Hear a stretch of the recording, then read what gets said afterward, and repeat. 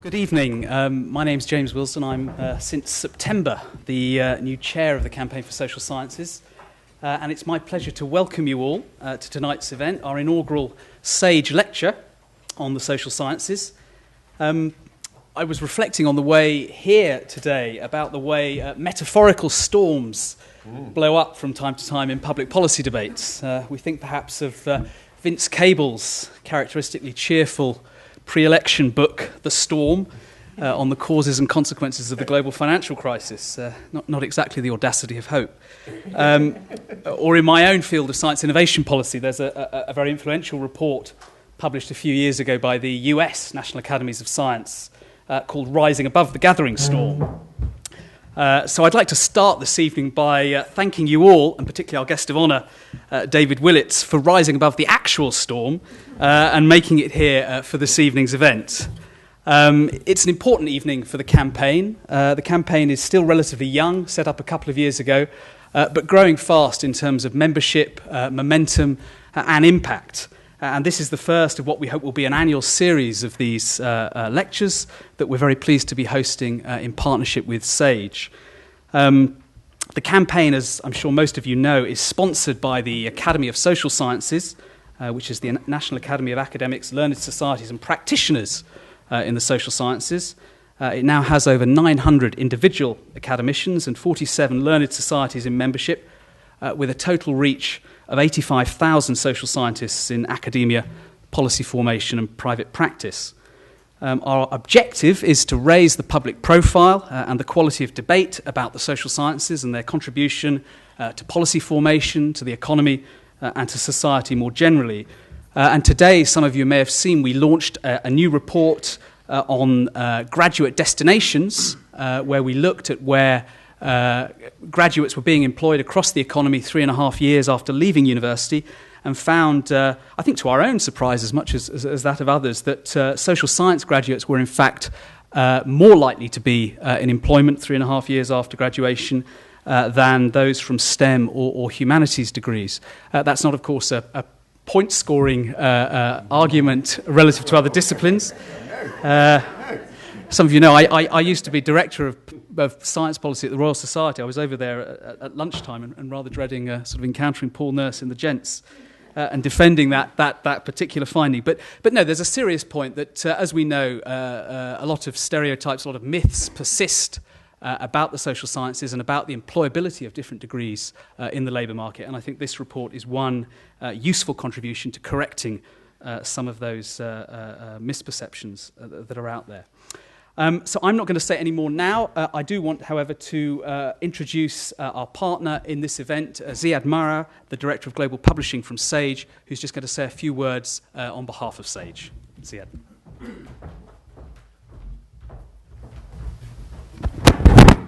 Thank you, James. Right. Evening, everyone. It's a great pleasure to be here to, in support of the Academy of Social Sciences inaugural lecture. The campaign, which many of you would have been at, would have been launched at the Houses of Lords event 3 years ago.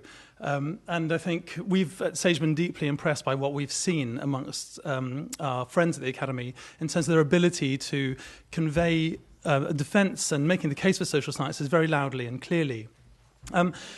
SAGE is a global academic publisher, and it's appropriate, therefore, for us to look briefly at the international scene to put some of this work in context. We've been taken aback by some of the attacks that are going on social science funding in the US, for example. The Coburn Amendment that was passed earlier this year restricts the National Science Foundation from supporting political science research that doesn't do anything beyond supporting national security and the US economy. And this is a serious concern in the US, and not the only move. There are various noises being made by House Majority Leader Eric Cantor about potential further cuts that are coming out in the next few weeks. And so we have accordingly been engaged with various umbrella bodies in the US for another campaign in the US to try and resist some of these moves. So COSA, the Consortium of Social Science Association, and FAB, the Federation of Applied Behavioral and Brain Sciences, are doing really good work to reverse some of this effort and hopefully to repeal the amendment itself. We're also hearing these depressing signs coming from the Australian government. The new Prime Minister, Tony Abbott, is talking a lot about, in the same kind of language, in the same vein, about possible further funding cuts for social science.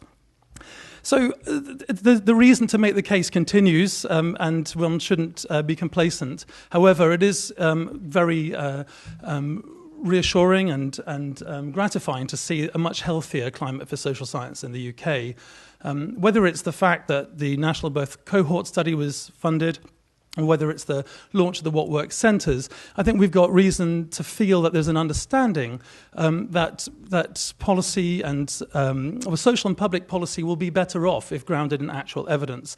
And I think it's fair to say that one of the key reasons for that healthy climate is David Willett specifically, who I think, since being appointed Minister for Universities and Science, has done an amazing job of genuinely championing consistently and effectively helping convey the value of social science. And I think many in this room no doubt feel grateful for those efforts, and equally grateful, no doubt, that he wasn't reshuffled away from this important post just in the last few weeks.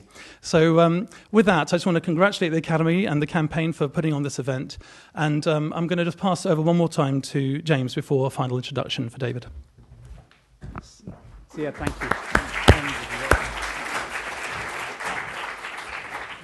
I won't gild the lily by adding more, but just to say we are really delighted that David could be here to give this inaugural annual lecture. He was there at the very first event when the campaign itself was launched a couple of years ago, so it feels very appropriate that you're here now. Thank you, David. Very good.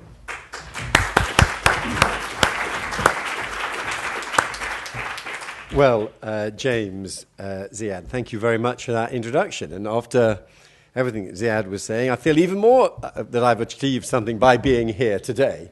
So it's great to be here today. And it's great that you've all, I'm sure there are people here who've been cutting their way through past fallen trees and using unusual forms of transport. So thank you very much indeed for all coming here on this rather tricky day.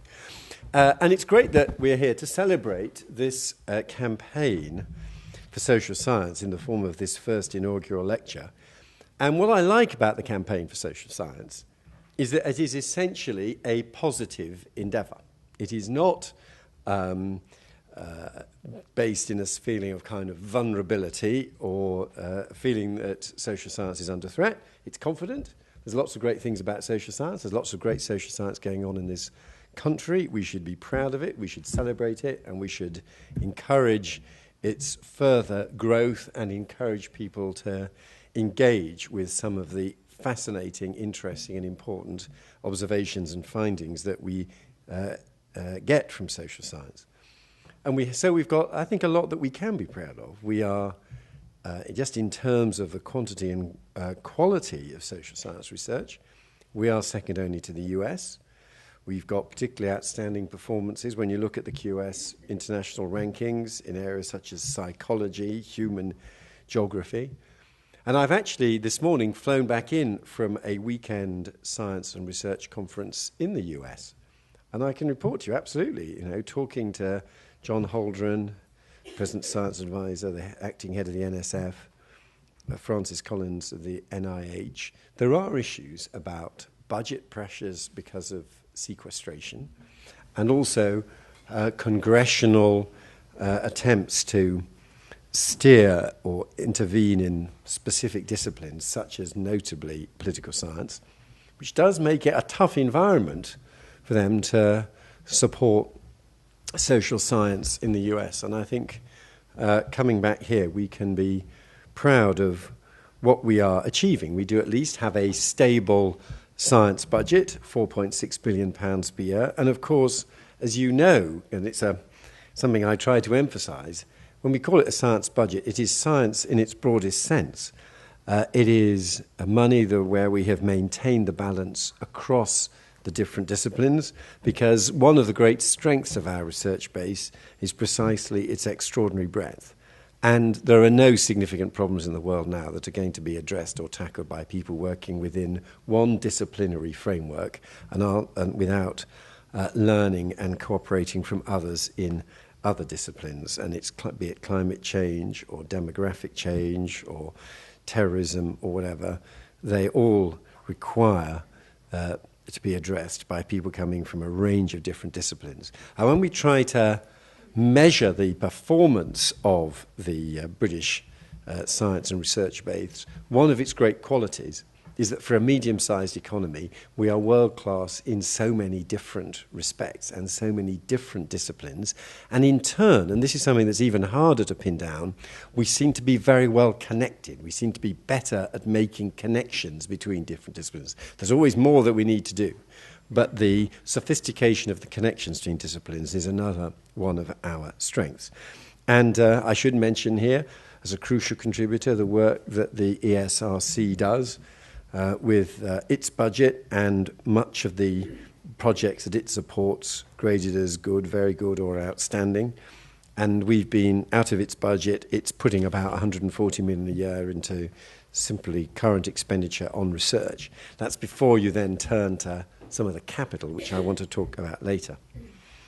And I fully support, therefore, your campaign and your mission to educate the public on what social science is and why studying it is worthwhile and exciting. That seems to be the basic proposition that unites us, that it is a mark of our humanity, that we want to understand how we live in society, both our own society, and we want to understand the extraordinary diversity of societies across the world. And that's an inherently worthwhile activity. And I hope it's something that we will be getting across next week when the ESRC's Festival of Social Science kicks off on Saturday, with events on everything from how to keep your family healthy to whether we still have a north-south divide. It's a great opportunity to convey the value and excitement of social science to a wider audience. Let me now just touch on some of the key aspects of social science as we engage with it here in government, especially in BIS. First of all, of course, social science and public policy making. And, of course, ultimately, ministers decide, but it is always better if we can do so in the light of evidence, sometimes cross-cutting evidence. Not all evidence always points the same way, and judgments have to be made. But speaking as a member of, say, the Home Affairs Committee, where chaired by the Deputy Prime Minister, where a lot of the domestic policy work at interdepartmental level, interministerial level happens, I can say that often those discussions are informed by evidence that's been either brought before the committee from the individual advisors within departments or coming to us in other ways. The English Housing Survey provides a lot of evidence as a basis from which housing policy can be shaped. It's actually been quite important as we've developed our Help to Buy and Right to Buy schemes. In healthcare, Andrew Dilnot's Commission on the Funding of Care and Support was instrumental in our recent announcement that the state would cover care costs above £75,000. In finance, John Vickers' Independent Commission on Banking established the need to separate riskier investment banking from the ordinary lending and payment systems of high street banks. Here in this department, we have responsibility for the OFT. It's used social science research to understand how consumers react to how prices are displayed. This has led to law enforcement work against low-budget airlines and an ongoing investigation into the way furniture and carpet retailers displayed prices, where there's some interesting intersections of economics and psychology. Extensive research into consumer behaviour also informed, very controversial at the moment, Ofgem's retail market review, packet of regulation to make the energy market simpler and fairer for customers. And I think this is a really interesting granular example, social scientists at the Health and Safety Executive worked with the Gas Safe Register to identify the groups most at risk from unsafe gas appliances and encouraging them to register for annual gas safety checks. In just 5 months, the pilot resulted in a 300% increase in the number of high-risk households having checks. And of those, 1/5 were found to have potentially dangerous problems. So lots of practical examples of social science being put to use to inform public policy, both at the high general level and also specific practical examples. And we're trying to reinforce that trend with the What Works network, gathering and sharing robust evidence from 6 independent centres, feeding into policymaking on health, education, crime reduction, early intervention, ageing and local economic growth, trying to ensure that 200 billion of public spending is directly influenced by the evidence. So there is a lot of public policy that benefits already from social science and the input from social scientists. I've actually, in the last week or two, been focusing on something, a piece of public policy that certainly drew enormously on insights from social scientists that came out 50 years ago, the Robbins Report on higher education, which set the terms for a massive expansion of the higher education system. And I think one of the reasons why it has stood the test of time as one of the most significant public policy documents of the 20th century was precisely because it was based on evidence, especially from social science. We're very fortunate. 2 of the key advisors to that committee are still with us. Klaus Moser, who was the statistical advisor to Robbins, and Richard Layard. And I invited them both in a couple of months back to go through their recollections, because I was trying to write a pamphlet on Robbins, and I wanted to hear their experiences of working with Lionel Robbins. And Klaus Moser told me that in the very first meeting of the Robbins Committee, Robbins laid down the rule that they would not recommend anything that could not be clearly backed up by evidence.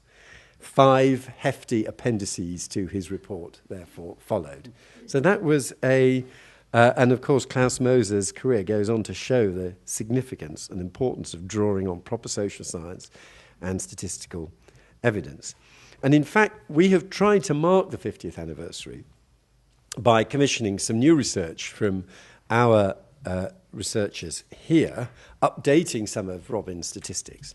And I was also able to commission one particular piece of work on the value of university, which I was hoping we'd be able to complete it for you tonight, but it's going to be going online by the end of the week. Because what there is, as some of you will know, many of you based in universities, we get bogged down in arguments about whether going to university is inherently worthwhile, whether it has economic benefits, whether if you talk about economic benefits, it suggests you don't understand the non-economic benefits. If you talk about the private gains to students, what about the social gains? And we realized that behind this there was a simple quadrant with, on one axis, benefits that were individual and benefits that were social. On the other axis, benefits that were economic and benefits that were non-economic. And if you think of the 4 quadrants that result from that, each one of the quadrants contains genuine returns to higher education. There are economic benefits that accrue to the individual, higher earnings. There are economic benefits that accrue to society, higher rates of R&D, bigger tax base. There are non-market benefits that accrue to individuals, improved life expectancy. There are non-economic benefits that accrue to society as a whole, higher levels of tolerance. And we assembled sort of examples in all 4 quadrants of the benefits of higher education. And when Robbins had written his report, he had described these arguments, he described these effects as non-measurable.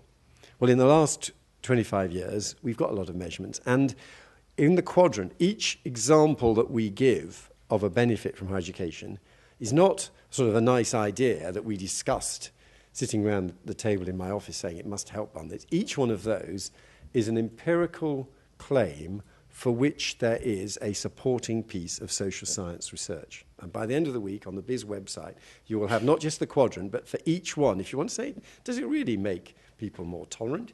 You will find a reference to the piece of academic research that absolutely does show that effect. If you want to know, so is there really a graduate premium? How much is it? You will find reference to the several pieces of economics that calculate the graduate premium. So we've tried in the spirit of Robbins, both to try, it's an area where we can actually advance from what was known in his day.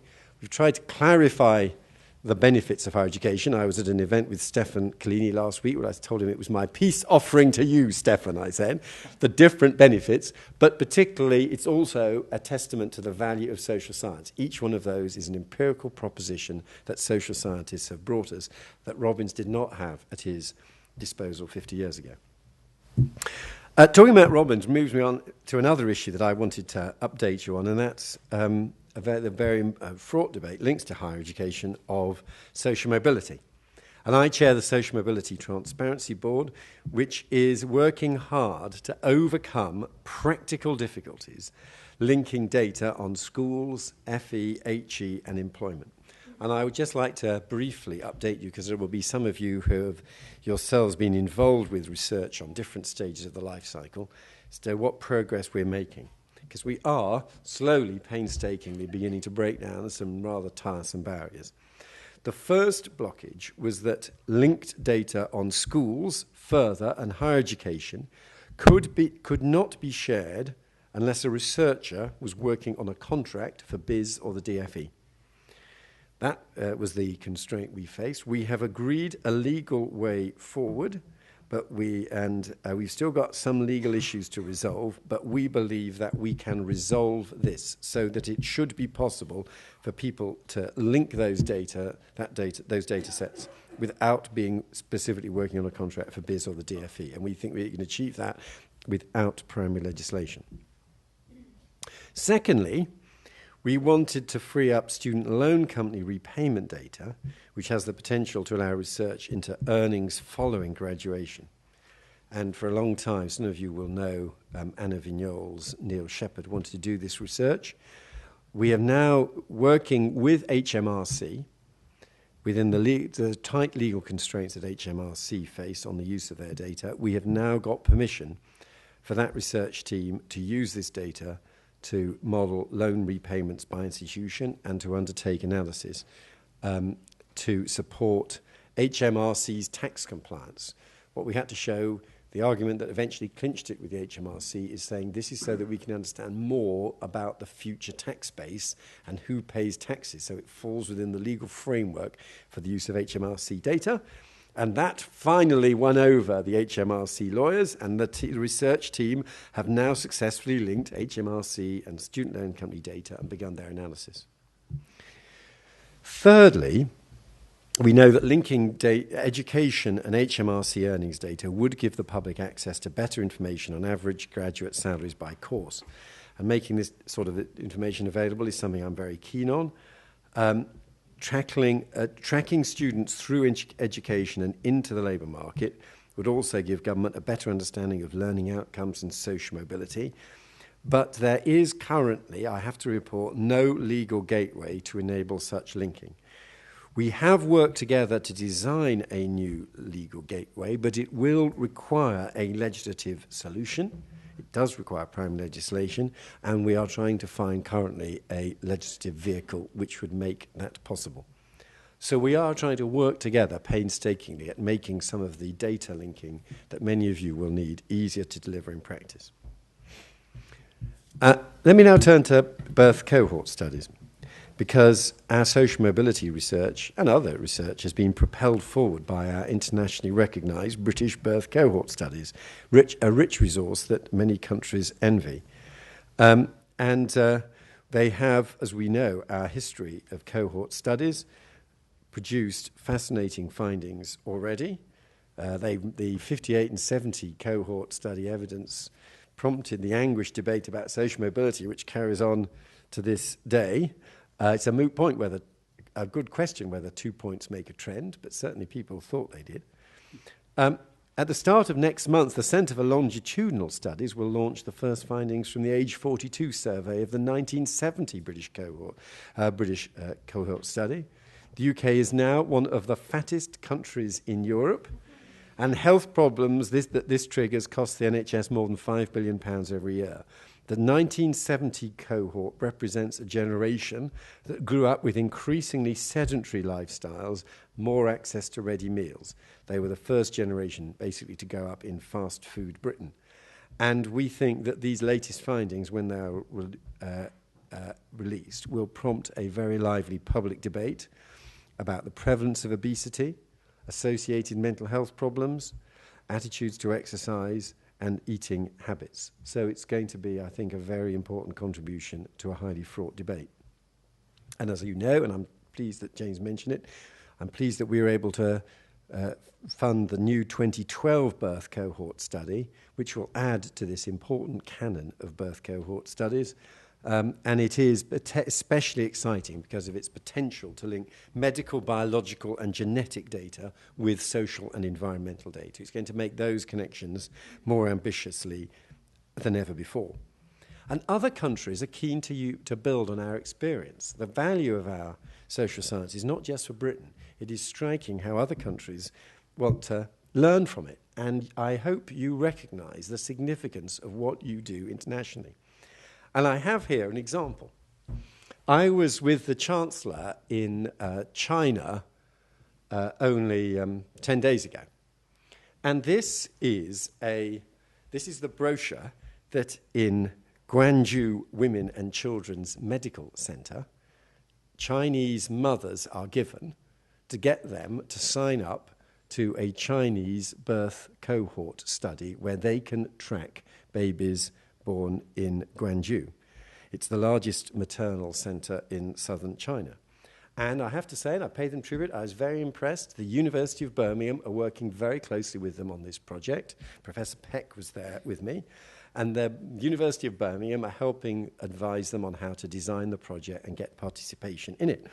Now, I'm not sure you can see from where you are, but most of it, as you can tell, is in Chinese script. And they showed me this, and I was flicking through it. And most of it is in Chinese. At the bottom of page 3, you suddenly see Avon Alspac. This is constructed based on the model of the Avon Alspac study of 1991-92. And there you are. So you're sitting in a maternity centre in China and finding that it's a British birth cohort study that they are using to model what's going to be the first major birth cohort study in contemporary China. So what we do has international interest and significance, and the kind of methodological challenges that you wrestle with domestically, when you crack them, when you resolve ways of doing things, they will be of value internationally. Now, I've talked about the sort of linking up data for social mobility studies. I've talked about our birth cohort studies. And obviously, if we're to exploit all these precious resources properly, we need to build an infrastructure to help us handle the huge quantities of data that they produce. And we have been working hard to ensure not just that we link up data sets, but that we have both in Whitehall and more widely the capacity to harness the extraordinary scientific and research potential of big data. And in fact, when I was able to secure from the Treasury a £189 million big data research budget, it's the ESRC which took the overall coordinating role for ensuring that this big data research program was properly managed. And within that budget of 189 million, 64 million was set aside specifically for social sciences. And of this, I was able to announce the other day that we have now got £34 million to invest in our new administrative data research network with centres at universities of Southampton, Edinburgh, Swansea and Queen's University, Belfast, and an administrative data service at the University of Essex. This new network, which we are investing in, will give researchers access to a huge amount of data held within government departments. It's to enable you to access confidential data in secure settings with the proper regard for confidentiality. So that investment in those facilities, I hope, will be used by people in this room and the wider social science community to do further social science research. Meanwhile, a £5 million new facility at the Institute of Education called CLOSER, the Cohorts and Longitudinal Studies Enhanced Resource, is giving researchers easy access to 9 of our most important longitudinal studies, including participants born as early as 2011 and 1911 and as recently as 2007. And they have already, through their CLOSER studies, had significant impact with interesting findings such as Heather Joshi finding that mothers working does not appear to have an impact on children's development. Now, the next challenge we face on improving access to data is improving access to the raw data underlying new research. And I think I caught a glimpse, yes, Janet Finch is here with her excellent work that we're implementing on access to research findings. But behind that, there is the data that supports the research findings. And access to this is very important. And it's important for lots of reasons. Some of you may have seen the piece in The Economist, was it last week, about the challenge of non-replicability of results in science, which is a profound challenge to what we believe to be at the heart of the scientific enterprise. If you cannot replicate the results, on what basis can people have trust in science in the future? But if you do have to replicate the results, they need to be able to access the original data on which the research was done. And there are significant technical challenges that we need to overcome to ensure proper access to data. And I chair our data transparency board to try to work with the academic community to tackle those. There is, for example, the problem with the rather unappealing name of link rot. I don't know how many of you have come across link rot, which sounds like a sort of, people have, sounds like a nasty disease from the trenches of the First World War or something. In fact, it's the name refers to the experience of clicking on a URL reference in a paper and reading only an infuriating message, page not found. And if that is the ultimate empirical basis for claims in an academic paper, if more and more of the references cannot be found, then that is a significant erosion of our academic research base. And there's been some work done on link rot in the New England Journal of Medicine, in the Journal of the American Medical Association and Science, 3 very prestigious titles. There is 4% link rot after 3 months, 10% after 15 months, 13% after 22 months. So we have to do better at data curation and the preservation of these type of supporting and linked references. And in terms of the campaign for social science, ensuring that the scientific enterprise can carry on with links in research articles that I'm sure people in this room have published that remain usable and viable in the future, I think is a significant challenge for the academic community. Now, actually, social scientists, in terms of, this is all part of a wider challenge of ensuring that the data that you use is machine readable and accessible and can be linked. And here, actually, when we are sort of researching what we should do to improve this, rise to this challenge, social scientists, to your credit, actually have got significantly ahead of several other disciplines. The ESRC UK Data Archive costs about £3 to £4 million per year to run, has 25,000 users. It's actually quite a centralized model, but it does collect and assemble large amounts of social science data, and it does mean that you have a reasonable facility in the social sciences for linking data from various different studies. I have to say, actually, many other disciplines have not been able to achieve so much. But we do need to do more. And later this month, we'll be launching our new cross-government data capability strategy, which will explore how we tackle all of these issues to make the most of the extraordinary amount of data now at our disposal. So one of the challenges for the academic community, which we cannot solve by kind of ministerial fiat, is this challenge of ensuring high-quality maintenance of data and in forms that can be easily linked and machine-readable. There's another challenge as well, and that is we must have properly qualified people to exploit and use the data. At present, we have a serious shortage of social science graduates with the right quantitative skills to evaluate evidence and analyse data. That is, this is actually a problem that is impacting on a whole range of university subjects across the board. It can be traced back to what happens in our schools. Only 16% of graduates studying subjects other than maths have an A-level in maths under their belt.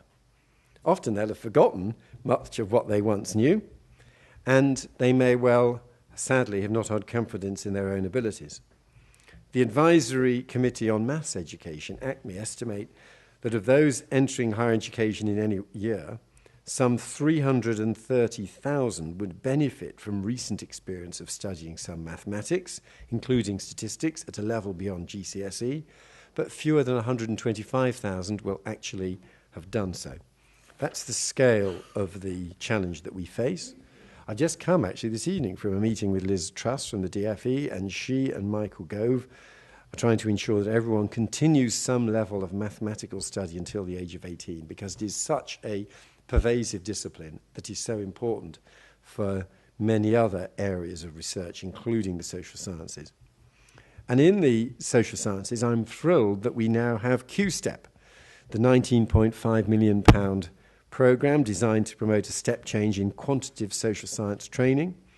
15 universities have been given funding to overhaul their teaching by the Nuffield Foundation, and I see Sharon Weatherspoon here, the ESRC and HEFKI. I think it's a great initiative, and I think we're expecting about 50 new university-based teachers of maths as a result of these programs. The institutions involved will develop new courses, adapt the content of existing ones, experiment with new teaching methods. They'll also set up work placements for students and encourage more students to go into postgraduate study. They'll also do vital outreach work in schools.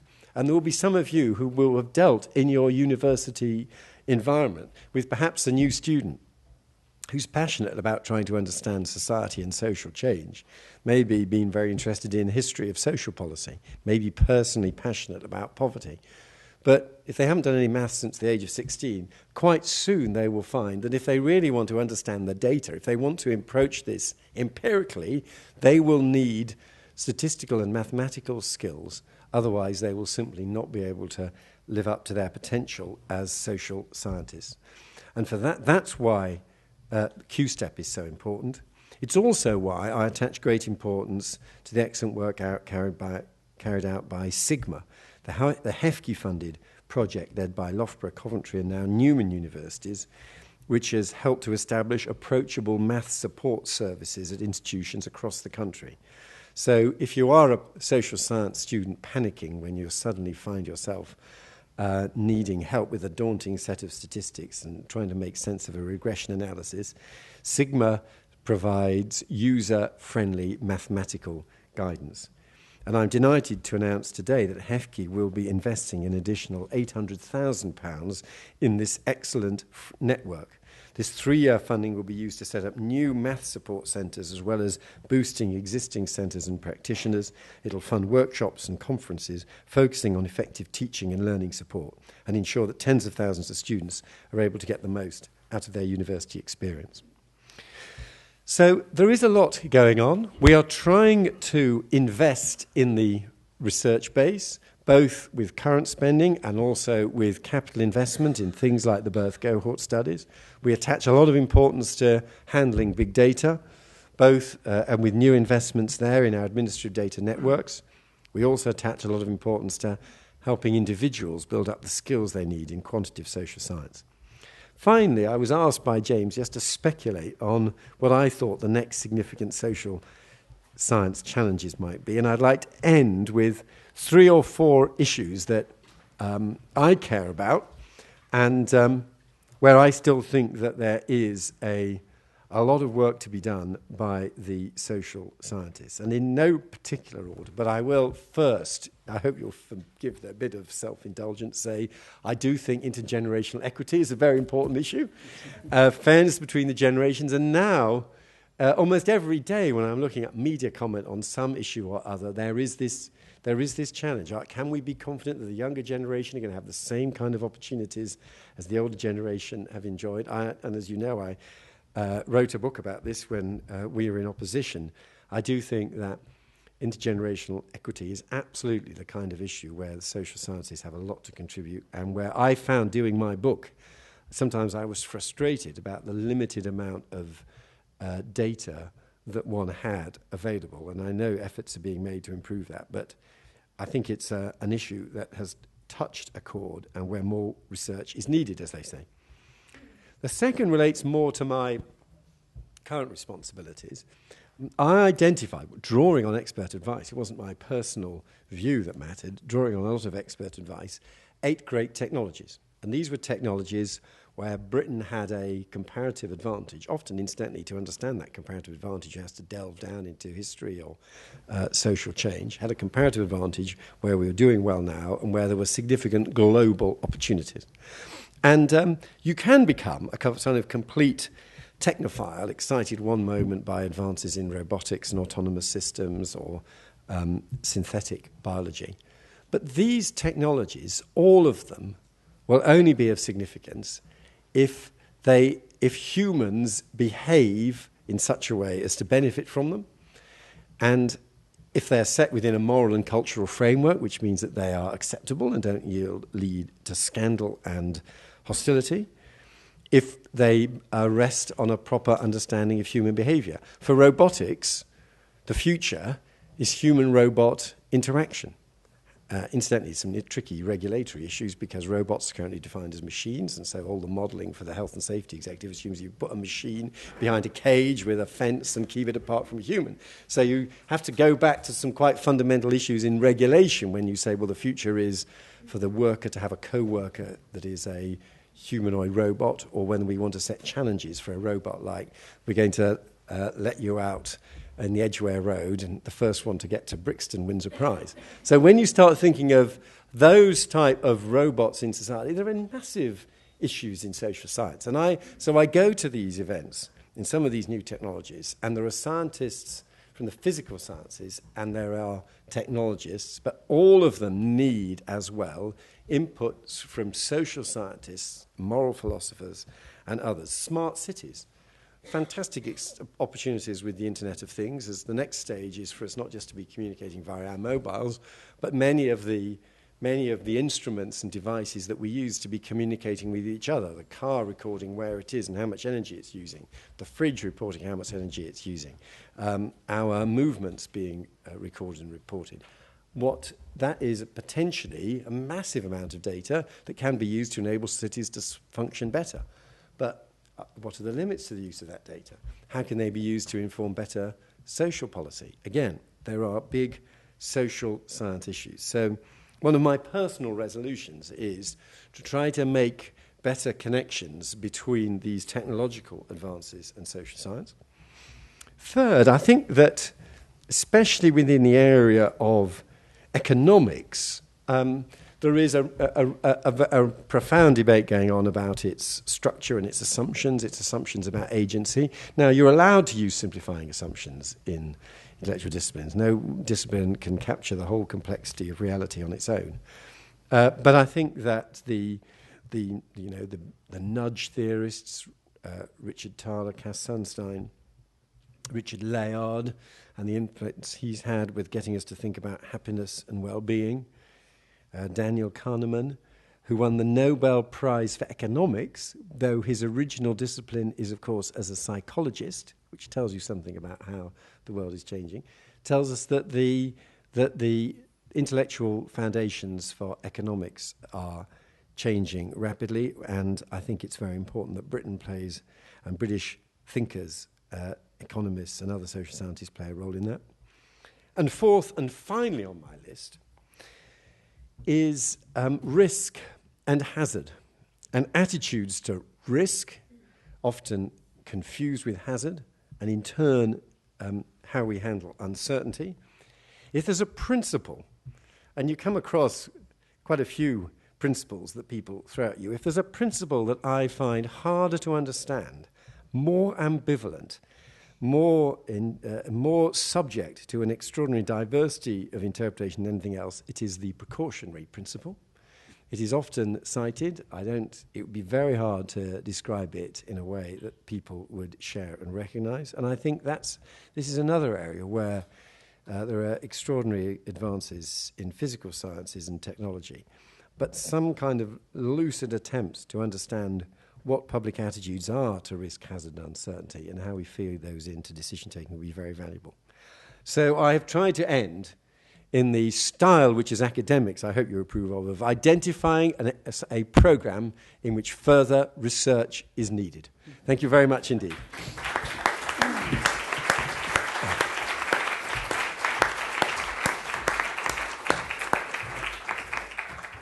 David, thank you for that typically thoughtful and eloquent speech, and you've certainly given us in the campaign plenty of food for thought as we consider our priorities in the lead up to the next election, next generation, and beyond that as well. We have time, I hope, for a few questions and discussion. While you're thinking of your question, let me just fire you one, if I may. The last time I saw you, David, was in Beijing, where you launched the report we wrote from Nesta on China's science system.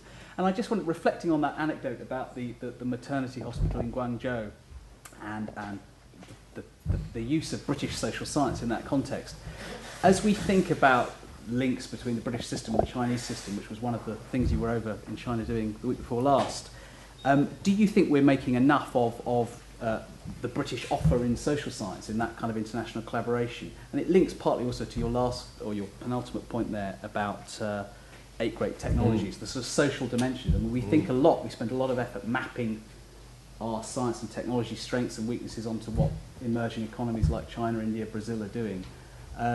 What more could we do to increase the sort of social science component of that international piece, the global race that you tell us so much about? No, I think we could do a lot more.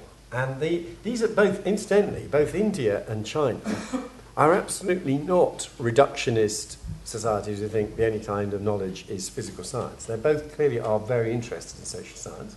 I mean, they've both got societies that are changing incredibly fast, where they want to try to understand what's happening. So they are, first of all, they start off clearly pro-social science. You don't kind of have to make a case for it. But yes, there is a lot more that could be done. I mean, they do have, how should I put this delicately? They have sometimes different attitudes to privacy and confidentiality of personal data than we do.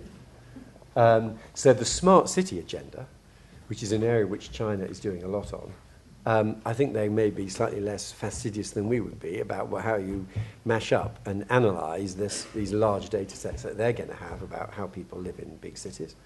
But we can do more, and something that George and I were discussing actually is, and something we're looking at, is ways in which we can promote even more collaboration, scientific collaboration with China. Great, thank you. Right, let's take 2 or 3 questions in a group and bring those back to David, and then we'll hopefully get through. If you could introduce yourself when you give your question, that would be great. Start at the back there. Yes. Hi, I'm Sarah Main from the Campaign for Science and Engineering, and it's very nice to be here with our friends from social sciences.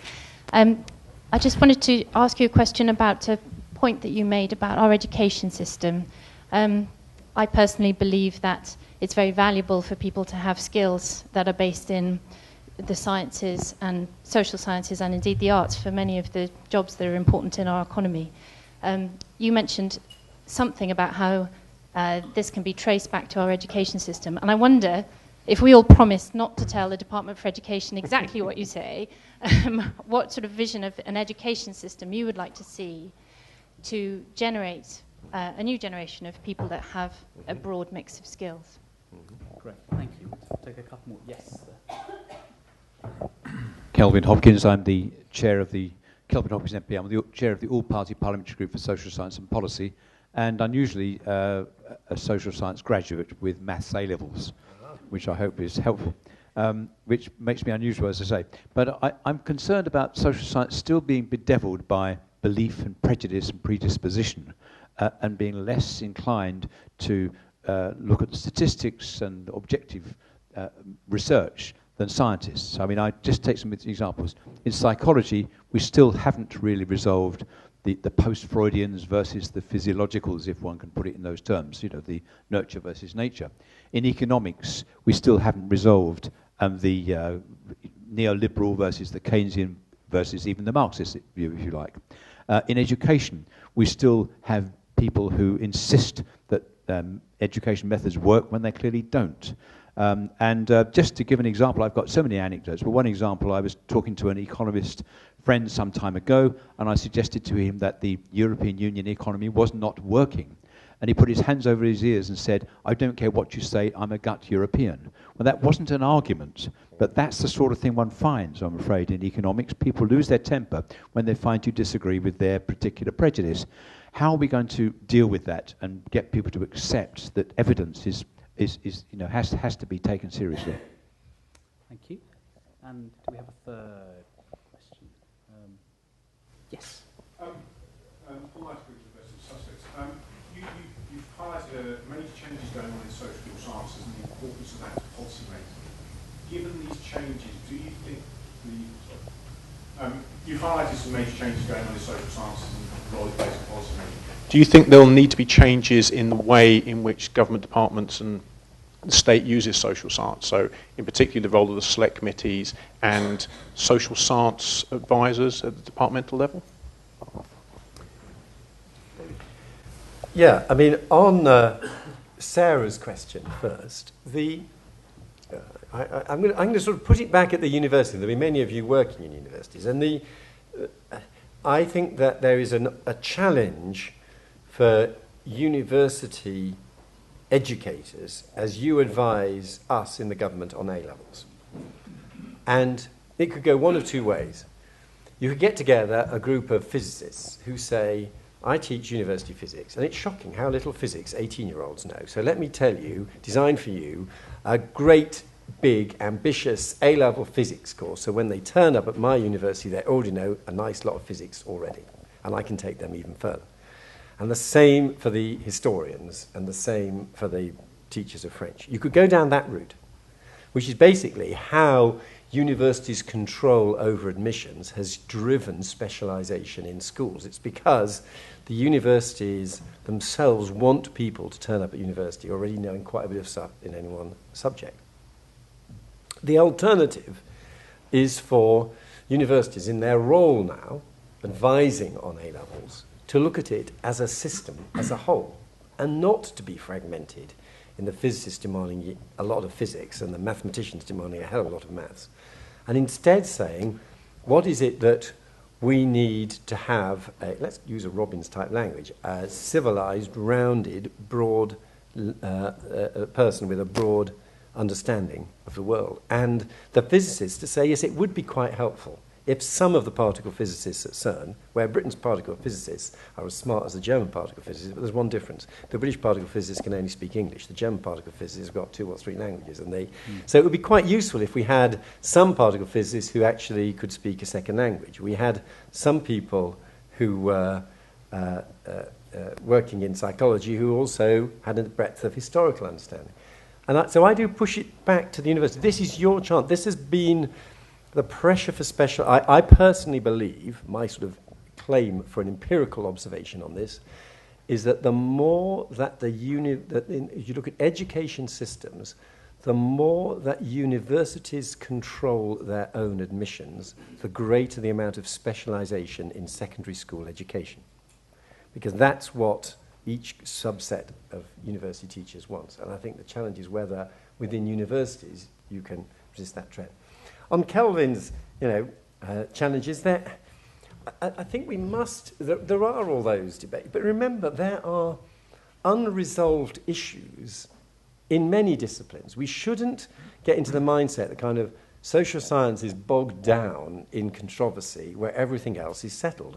I'm a complete layman on the physical sciences, but I tell you, there comes a point, if you sit in on some of these meetings, the believers in string theory and the people who don't believe in string theory are as at each other's throats as much as the Keynesians and the monetarists are.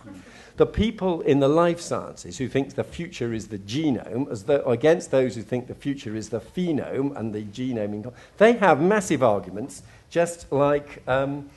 you get in the theories of education. So highly disputatious positions and entrenched positions is not a unique problem of the social sciences. And also, let's face it, although everybody likes to say they're empiricists.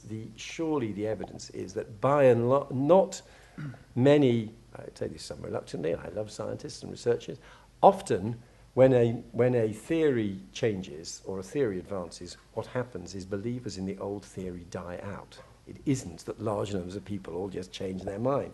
There is a large amount of generational change whereby new theories are, and that is part of how intellectual progress happens. Then finally about changes in how government should function. Yes, we will look at this, and we've now got a chief scientist in every department, and the chief scientist, you should remember the chief scientist is really the chief empiricist. The scientists come from a range of different disciplines. The chief scientist isn't the chief physicist. It will be from, it can come, and what they're essentially there to do is to ensure that the relevant evidence in whatever discipline is put before ministers, that the department have some kind of R&D program, or as a minimum are keeping in touch with the R&D activity in their area so they're aware of it.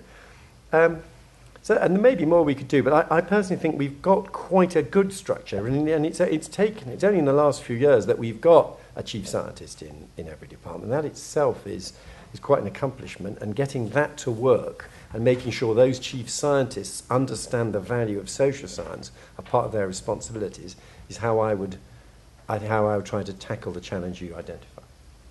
I mean, just to follow on to that, do you think there's an ideal number of departmental chief scientists who would be social scientists, or could we ever have a government chief scientific advisor who was a social scientist? I wouldn't rule that out. I don't see why that shouldn't happen. I mean, we've had it's quite interesting. Yes, I wouldn't rule that out. And when the scientists gather together as a group, you have a range of different disciplines around the table, and a good thing too. Can I make Yeah, Bernard. Yes, sorry. Bernard, you're going to introduce yourself? Yeah. I'm Bernard. Yeah. It's on. It is, but I can do physical science. I'm the Home Office Chief Science Advisor, Bernard, on that thing. And I spend just as much of my time doing social as physical, biological. I mean, my range of activity, I have working from all the social science, all the social science department, all the physical sciences, etc. And it's all part of the job, and it's actually, I see the role as providing a joined-up offering. So if we're interested in crime, we both want to present the social research about crime and also the physical things that you can do. And interestingly, if you look at a subject like technology itself, it is itself an interdisciplinary subject where they talk about having better locks on cars, or the sociological factors of what you're doing. So I want to support what they've said. I don't think it's a matter of exactly what speciality people want. It's a matter of whether you're prepared to learn about something else and be involved in it, and whether you're the sort of person who can actually operate across disciplines. And that's what we're doing. Great, thank you. Got time for one more round of questions, I hope. Who else would have? Yeah, great. Any more? Yes, at the back there. John Bunner, Central Longitudinal Studies Institute of Education. I was really interested in the three final next steps that you suggested, particularly because I think there's just so much we need to develop knowledge and understanding in key areas. So I personally very important.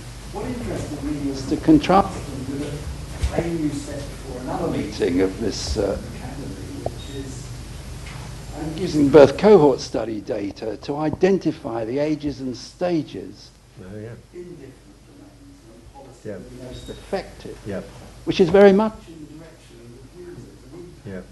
What is the impact of change and evaluating goals, changing behaviours. Does this mean that you moved away from that particular bit, or is it still as important to you? Very important for some of us who've actually been pursuing that. I know. And we would like to know how social science, body research council should address that. Great. Do we have any final question? Yes, over there at the back.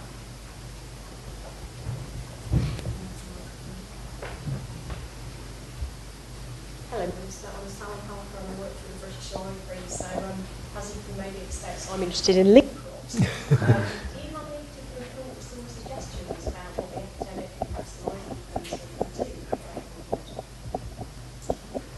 Great. Come back to you again. Well, I mean, on link, the honest answer is no. I don't have any particular solutions at this moment. What I can say is that the Royal Society, the guy at Edinburgh who did the Science as an Open Enterprise. Jeff Bolton. Yeah, Jeff, thank you very much, Jeff Bolton. He's on our data transparency board. And I mean, I believe in the holding principle. There are limits to how far government should do. And as these kind of issues about the quality of data curation, the need for common standards, the need for mechanisms for preserving data have become sort of really brought to my attention in the 6 or 9 months I've been chairing this board. The next stage is that the Royal Society, is going to coordinate an exercise, and we must make sure, I expect they're thinking of doing it, we must make sure the British Library are plugged into it, on whether they can help, especially in some of the disciplines where standards of data curation are particularly weak, whether they can help promote that. So we're slightly sort of passing the baton on to the learned societies, and this would be an area which I'm sure you could contribute on. On John's question, no, I haven't given up on the social mobility issues, and indeed I tried to cover social mobility a bit with my progress report. But you're right, it does remain a great frustration to me that there's quite that we do not really have yet the means to answer the question, how much social mobility do you buy for spending £100 million at different stages of the life cycle?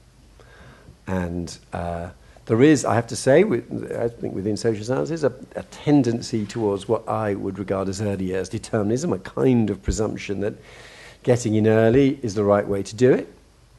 And I think that I don't share that view myself. In fact, as you become more sceptical of the capability of government to do things, I tend to be of the view that governments are best at tackling problems when they present themselves, not 15 years before they presented themselves, and trying, because the false positives and knowing what to do is all so tricky. But when Nick Clegg chairs this ministerial group on social mobility that's got myself and Michael Gove and Ian Duncan Smith, we go kind of round these discussions quite a bit with individual pieces of research that people in this room have written being referred to.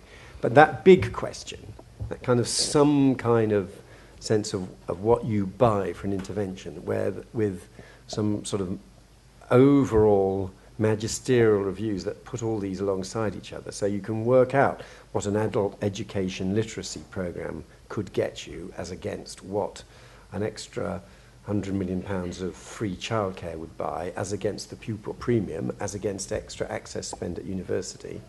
It is surprisingly hard. And so, thank you for the opportunity. I would reiterate, it'd be great for this community to, I know people researching on it, to help us answer that question in the way it presents itself in public policy. Thank you. Well, we'd like to invite you all to continue the conversation over a glass of wine outside. And before we do that, let me just say brief thanks, firstly, to the team from the Academy of Social Sciences and the campaign for all their work in arranging this event. Also to Peter Walker and his team, who've helped us with all the planning and logistics. Again, to Ziad Mara and his colleagues at SAGE. We're very grateful to them for making the event possible, and we hope it's the first in a series of such lectures in the years ahead.